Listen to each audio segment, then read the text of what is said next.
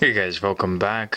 Today I want to talk to you about horology, about vintage affordable horology, and this on my hand is what I like to call affordable horology. And if you dip into the vintage market, you can get some really cool vintage watches that are truly pieces of horology, and I will show you in this video what I'm talking about. I have here vintage Omega Deville, which I just brought home. I have vintage Zennith from the 50s and vintage Corte-Bear. Yeah, I said that's right. So just wanna show you, and we will examine these watches, and I will show you what I mean by vintage horology.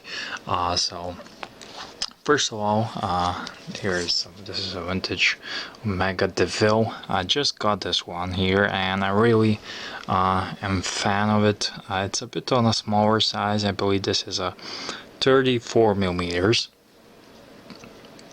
And the blue dial does not help it, because if you have a wide dial watch, it definitely makes it appear bigger, and this one could work on some bun strap or something like that. What I like about it is the sunburst dial. It has a little bit of a fade. It's not the mesmerizing blue, but you can definitely see at the sunburst dial it's a Deville and has applied indices and applied logo, and it's really nice. It has no second hand like all Devilles. And here's a case back. Someone tried to open it, and in a minute here I will show you the movement. But what else I like about it, it has a steel case. So if you want to buy a vintage watch, the best way is to buy a steel case. There's a lot of gold plated and chrome plated watches, but the steel case ones are the ones to get. Next watch I have here is a vintage Zennith, and I got this one, and this one is a bit older, and you can see the patina on the dial. I'm not the biggest fan of the patina, but it doesn't look bad at all, and I'm really liking it. I like the case on this one.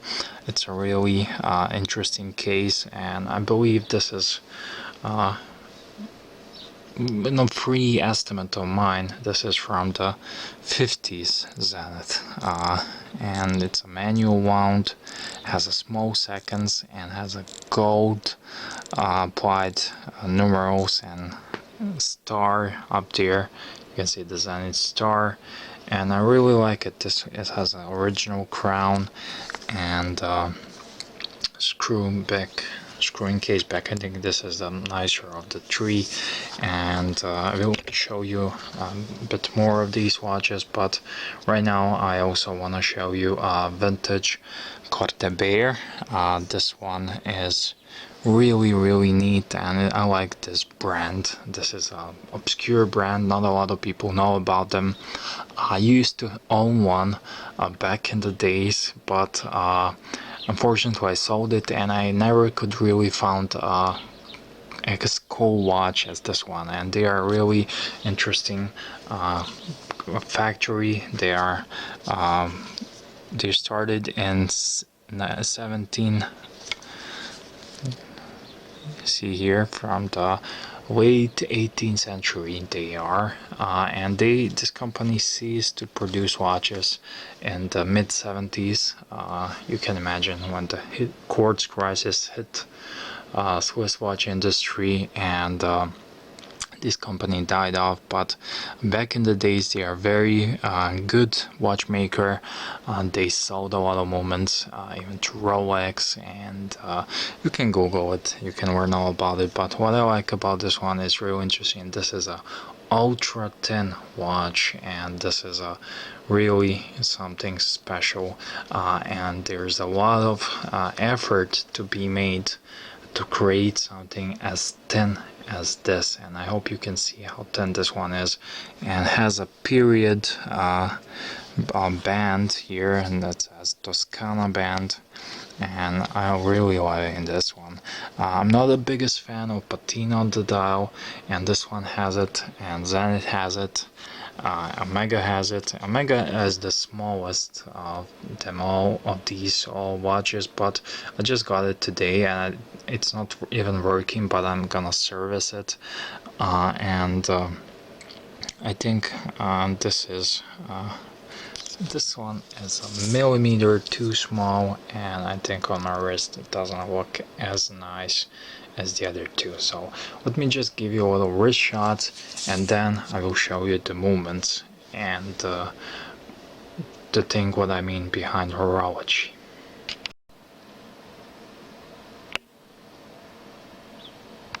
This one is definitely a little bit too small for me and for my taste. But I think if I put it on my bond strap, it could work. On the other side, this is Zennith, and I was wearing this one. This one is super cool looking watch, and this one I have no problem with the size. This is a 35 millimeters, and it just looks nice on my wrist. So I'm loving this one a lot. And if there wasn't this patina on the dial, it would be perfect watch, but fortunately I'm not the biggest fan of patina.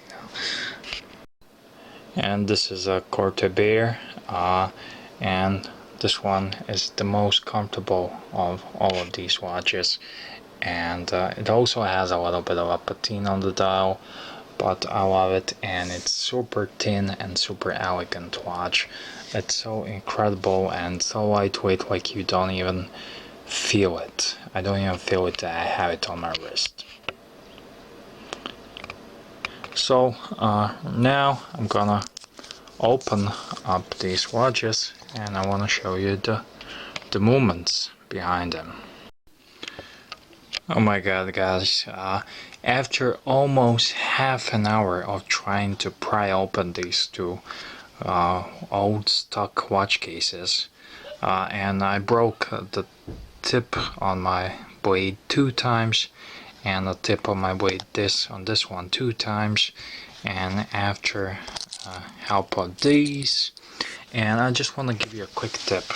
When you're trying to pry open the old watch with the pressure fit, it's always a great idea to wear some kind of gloves or have some cloth or bandana or whatever, because I sliced my wrist many times. It's just you try to pry it open and it slips, and it will slip definitely, and slipped because these cases are old and burnt, and it's never been opened, so it slides. I slashed my wrist fingers a couple of times, but I was finally able to do it, and I was managed to do it. I made several scratches, but nothing scary,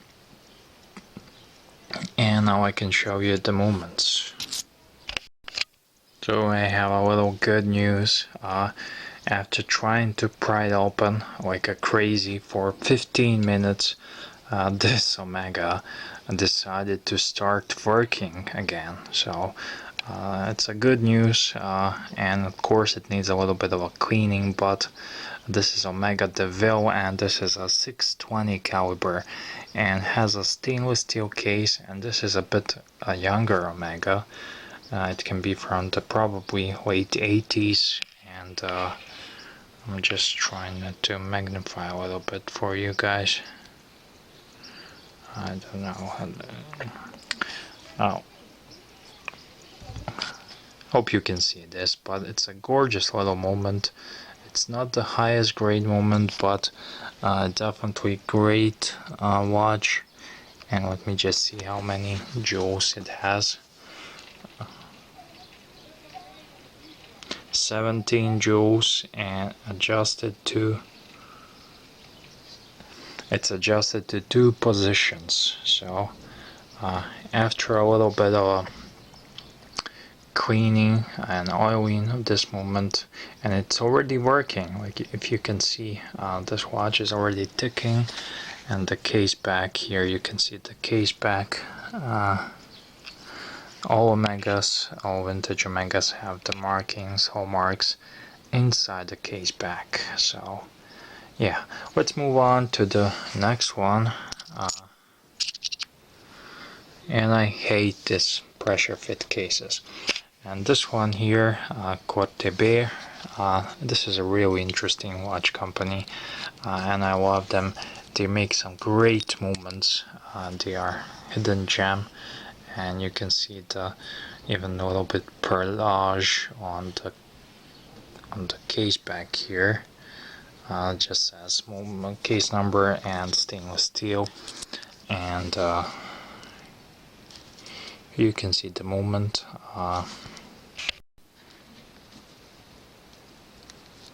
Just a gorgeous moment. Of course, I'm gonna clean them up.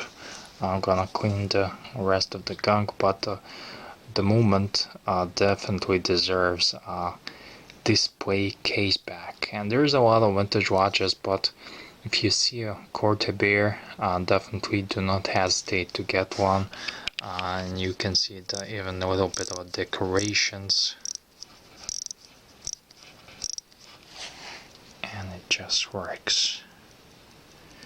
You can definitely, I hope you can see this. There's a little bit decorations here under the main bridge, and this is so far the nicest looking movement. I even like it more than on the Omegas. And it's a similar grade. This is also 17 jewels, and this is a caliber, Deville caliber let me just check, 268. This is their 268 caliber. It's one gorgeous watch, and it was definitely worth it to make an effort to pry this open. And last but not the worst, definitely, is Zennith. And Zennith, there's no need to introduce Zennith, and of course they have a screw down case back, which is a blessing here. So you can see also a little bit perlage at the case back, and Zennith movement, which is also nice golden color, and I like this color more than Omega's copper color. This one is also very nice. This one was serviced, and it came off the watchmaker, so it's professionally serviced, cleaned and polished. It does not need anything.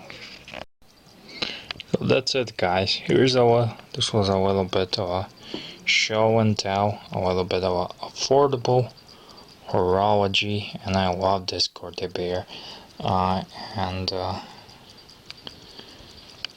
everyone can have, so you don't need to have a lot of money, just need a little bit of a research, a little bit of a knowledge, and you can always dip into the vintage market and find yourself some of the real horology, if that's what you like.